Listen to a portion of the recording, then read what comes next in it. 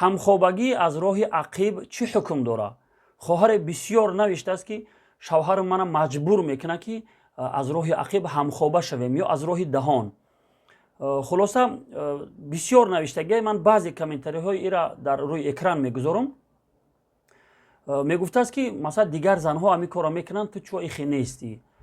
аз мо дархост карданд ки дар ин бора як суҳбате дошта бошем барои ҳамин хел мардҳои беномуз. бисмиллаҳ валҳамдулиллаҳ вассалату вассаламу ала расулиллаҳи аммо баъд. хитоби ман ба ҳамун мардҳое аст ки ҳамсарои ҳалолии худшуна ба ҳамин кори ҳаром водор мекунанд, маҷбур мекунанд. аввалан ин ки ҳамхоба шудан аз роҳи ақиб ба иттифоқи тамоми уламо ва муҷтаҳидини уммат ҳаром ва ноҷоиз аст ва муртакиби ҳамин гуноҳ, касе ки ҳамин корро анҷом метиҳад, агар ба розигии ҳар ду тараф боша, ҳардуи онҳо дар лаънати аллоҳ гирифтор мешаванд.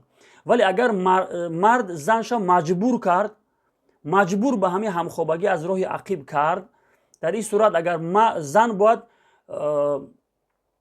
худдорӣ бикунад, ба ҳадди тавон худдорӣ бикунад, вале боз ҳам агар маҷбур ин корро анҷом дод, дар ин сурат зан мазлум аст ва мард дар лаънати аллоҳ гирифтор мешавад ва гуноҳаш дучанд аст.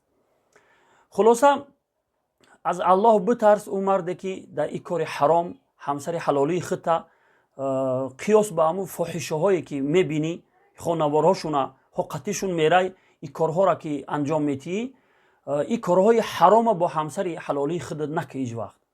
хоб ира бидон ки ту дар лаънати аллоҳ гирифтор мешавӣ. маънои лаънат аз раҳмати аллоҳ дур будан аст. вой бар ҳоли ӯ инсоне ки аз раҳмати аллоҳ дур мешавад. бубине ки шайтон дар лаънати аллоҳ гирифтор шуд. ҳолаш чӣ шид?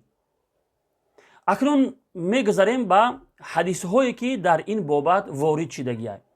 дар ривояти ибни аби шайба, тирмизӣ, насоӣ, ибни ҳиббон аз ибни аббос радияллоҳу анҳу ривоят аст ки ҷаноби расулуллоҳ саллаллоҳу алайҳи васалам мефармоянд: ла янзуруллоҳу ила раҷулин ата имраатаҳу мин аддубур. худованд назар намекунад, яъне назари раҳмат намекунад ба ӯ марде ки ҳамсарша аз роҳи ақиб ҳамхобагӣ мешавад, яъне бо ҳамсараш аз роҳи ақиб ҳамхобагӣ мекунад. вой бар ҳоли ин хел мардак. ва дар дигар ривоят аз имом аҳмад, абу довуд, насоӣ аз абу ҳурайра радияллоҳу анҳу ривоят мекунанд ки ҷаноби расулуллоҳ саллаллоҳу алайҳи васалам мефармояд: малъунун ман ата имраатаҳу фи дубуриҳа. мега ҷаноби расулуллоҳ саллаллоҳу алайҳи васалам ки малъун аст, яъне дар лаънат гирифтор аст ӯ марде ки бо ҳамсараш аз роҳи ақиб ҳамхобагӣ мекунад.